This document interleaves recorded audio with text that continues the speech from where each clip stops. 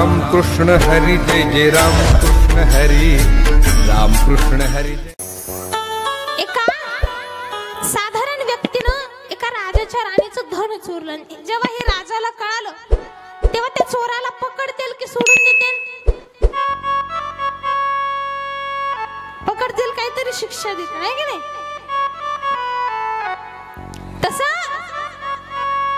क्षणिक सुख पाहिजे नाही कधी। आपण ज्या ज्या वेळेला क्षणिक सुखाची अपेक्षा करतो तर लक्षात ठेवायचं, क्षणिक सुख दिसलं हे आपल्याला जेव्हा कळत आहे तेव्हा अनुभव करायचा की आयुष्यभरासाठी हे दुःख आहे। हे बघा, जिभेला जे गोड लागतं खायला ते शरीरासाठी कडू असतं। साखर खायला कशी लागते जिभेला? शरीरासाठी चांगली आहे का? चहा जिभेला कसा लागतो? गोड लागतो की नाही? शरीरासाठी चांगला आहे का? ग्रीन टी जिभेला कशी लागते? शरीरासाठी कशी?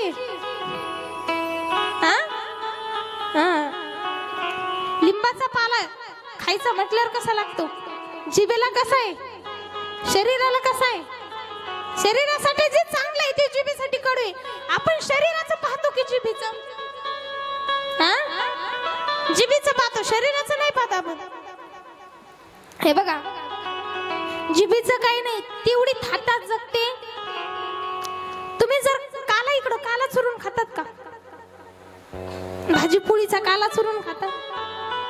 भाकरीचा भाजीचा काला चुरून खातात का? बरेच थाटातले गाड्या। काला चुरून, काला कळतो का तुम्हाला? काला कळतो? कळतो का भाकरीचा काला? तर भाकरीचा काला चोरल्यावर आपले हात भरतात की स्वच्छ राहतात? अशाला असे हात भरतात की नाही? बरं, आपण तर नुसतं चुरण्याचं काम करतो, जीभ कशाचं काम करते? खाण्याचं। ती किती भरायला पाहिजे बरं? ती भरते का?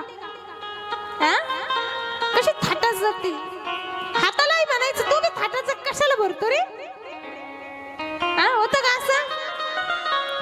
जीभ दिवसभर जरी चरत राहिली तरी ती कधी भरलेली नसते, कारण तिच्यासाठी जे चांगले आहे ती ते करते।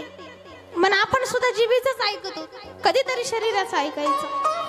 देवाने मध्यंतरी आपल्याला सोडलंय तर देव म्हणतात कर्म करणं तुझ्यावर अवलंबून आहे। जन्म देणं माझं काम आहे पण जगणं तुझं आहे।